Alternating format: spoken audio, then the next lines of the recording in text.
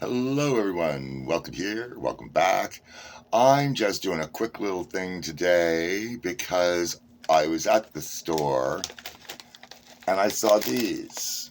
And of course, as soon as something says limited time only or things of that nature, I end up having to buy it to try it because I don't want to lose my opportunity.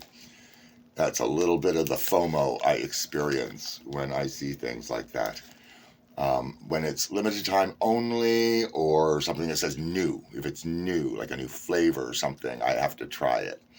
And quite often I end up being disappointed by that. So I don't know why that is something that overrides my decision making factors. But I saw this in Stranger Things. I thought that was kind of interesting. And the Cool Ranch, which I really like, with pizza, which I haven't tried. I don't know if they're going to be any good. I don't know if a corn pizza is a interesting choice.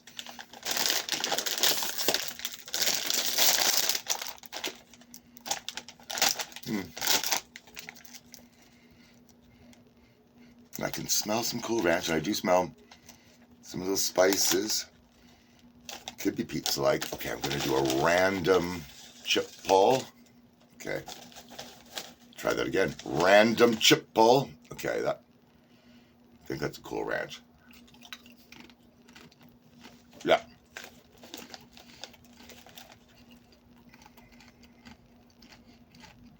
Very distinctly a Cool Ranch. I've had them many times, so not so different or spectacular. There are things on the back of the bag here, the typical information, what's in it, tons of ingredients, lots of preservatives, I'm sure. Okay, I'm looking this time because I want to make sure I get a... Okay, that definitely smells different, looks a little different.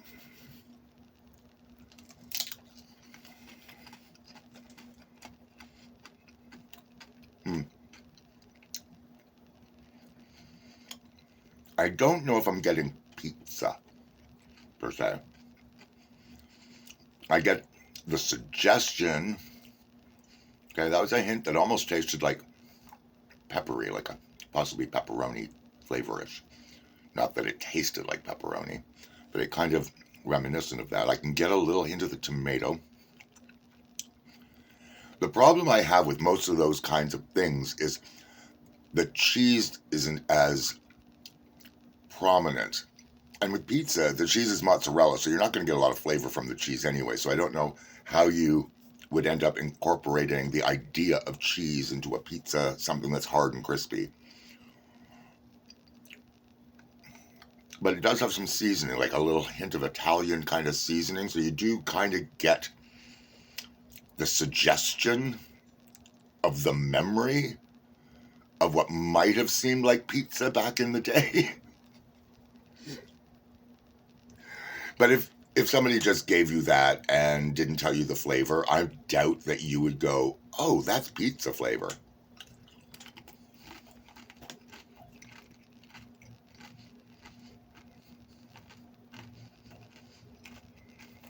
But I don't hate it. It's not bad. I find it's interesting that there's the contrast because there's a hint of the spice, but it's not hot.